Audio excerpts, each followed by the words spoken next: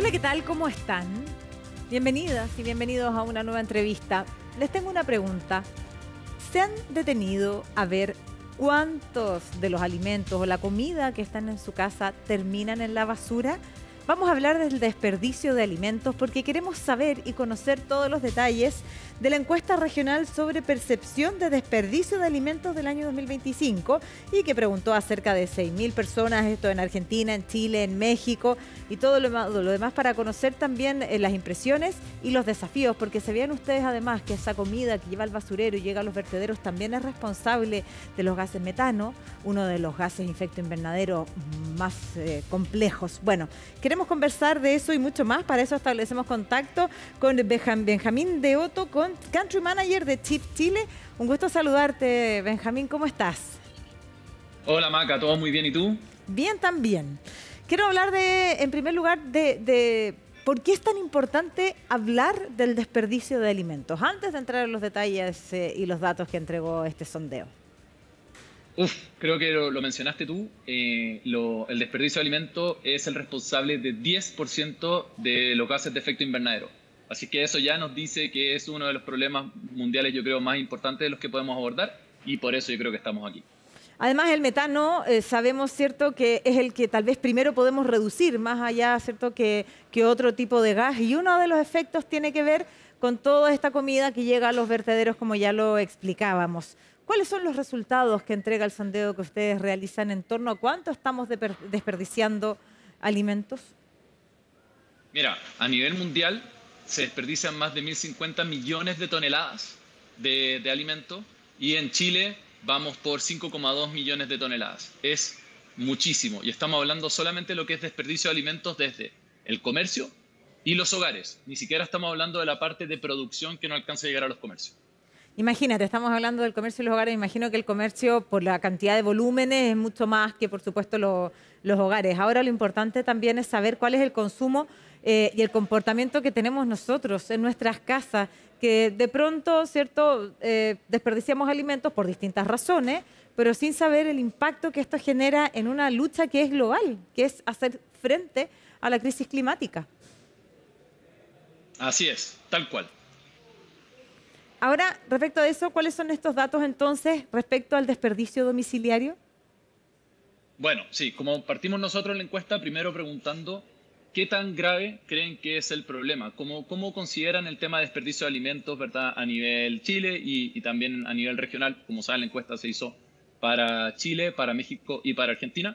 Y lo que es interesante es que el 90% de los encuestados considera que es un problema que es relevante o que de frentón ya es grave. O sea, básicamente casi toda la audiencia considera que es un tema importante que hay que poner sobre la mesa. Ahora, ¿cuánta comida estamos votando nosotros? El 54,2%, aquí tengo los datos, asegura votar comida una vez al mes o menos.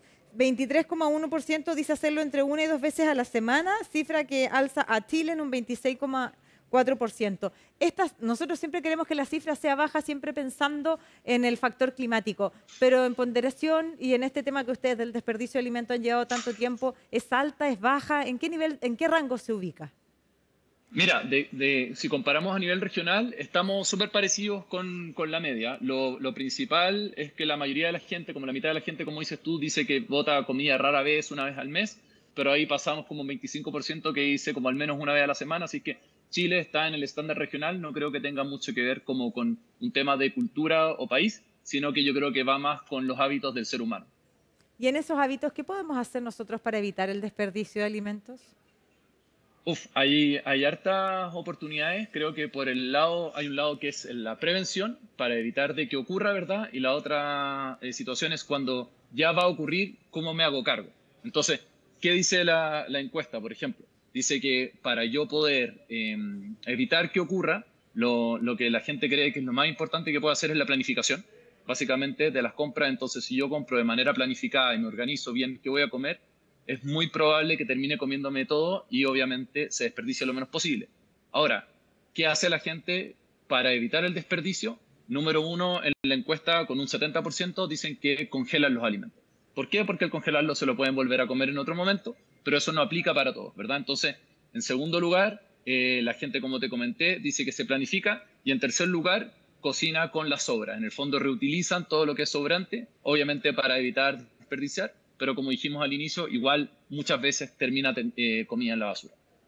Ahora, respecto a eso, y yo ahí te comparto un dato, la inteligencia artificial, que es una herramienta a la cual le tememos mucho, puede ser una herramienta que nos puede ayudar a planificar. Es decir, si subimos a la inteligencia artificial los alimentos que tenemos en nuestra casa, si le pedimos que nos haga un menú y que nos diga qué es lo que nos falta comprar, solo vamos a ir a comprar aquello que nos falta y luego vamos a poder hacer un uso más eficiente de no solo los alimentos que tanto impactan al medio ambiente cuando terminan siendo un desecho, sino también para la economía doméstica, porque muchas veces compramos comida sin saber si realmente la necesitamos. ¿Cómo lo ves tú? Exactamente.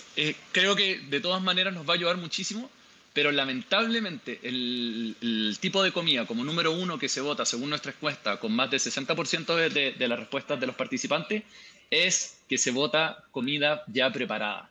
Entonces es donde erramos. No es Ah. en lo que yo preparé, sino que tal vez preparé de más, creí que me lo iba a comer, planifiqué para más personas. Entonces ese es el factor número uno. El segundo es fruta y verdura, que principalmente pasa por descomposición. Y todos sabemos, hemos visto el escenario, ¿verdad?, de una fruta abandonada que uno tiene en el refrigerador y que se le olvidó, se le pasó, se puso negra, la botó a la basura. Entonces es como el alimento número dos. Y el tercero son todos los productos de panes o masas, ¿verdad? Como la cultura chilena sabemos que come harto pan, entonces también tenemos que harto de eso termina en la basura. Ahora, entregando datos prácticos, la comida que ya está preparada, la mayoría, no toda, se puede congelar. Y el pan Así también. es. Entonces hay que hacer ese esfuerzo de poder reutilizar la comida. No solo es el impacto significativo para el medio ambiente, sino también para la economía doméstica, porque aunque usted no lo crea, uno a uno va sumando en esta lucha del desperdicio de alimentos. Pero ahora bien hay otra salida. Mira, y mira lo curioso, nosotros que aquí siempre damos un discurso que tiene que ver con encontrarnos con la alimentación del pasado, es decir, aquella que viene desde la naturaleza, es decir, que tiene menos preservantes y conservantes, por lo tanto que dura menos. Por el otro lado tiene este otro problema, por lo tanto la planificación aquí parece ser clave a la hora de desperdiciar alimentos, pero hay otros caminos, porque esta comida que viene de la naturaleza puede volver a la naturaleza a través del compost y otras alternativas. ¿Es eso una de las posibles soluciones? Sí, eventualmente lo que se busca un poco y lo que pregunta esta encuesta es como qué podemos hacer para evitar llegar a eso, para evitar que la comida termine en la basura, o sea, considerando que lo más importante es que sea consumida por ser humano, porque la segunda derivada es que sea usada como para alimentos animales y en tercer lugar, obviamente que pueda ser usada como compost. El desafío es, ¿qué hacemos para que el ser humano se coma toda esa comida o no se desperdicie? ¿Y Claro. dónde están los incentivos para que esto ocurra? Ahora, respecto a los incentivos, un 47,6% considera que debería existir una ley que obligue a rescatar o donar alimentos. Por lo tanto, hay una percepción respecto de que queremos que alguien nos norme esto, porque cuando es una obligación parece que lo hacemos más. ¿Qué te dice la encuesta en este sentido?